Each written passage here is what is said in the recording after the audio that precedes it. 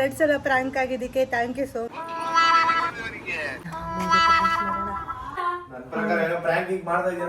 ಅದೇ ನಮ್ಗೆ ಹೇಳತ್ತ ನಾವು ಮುಂಚೆನೆ ಇತ್ತ ಅಂತ ಟೆಸ್ಟ್ ಪಕ್ಕ ಹೇಳ್ತೀನಿ ನಾನು ಚೆನ್ನಾಗಿಲ್ಲ ಅನ್ಬೇಕು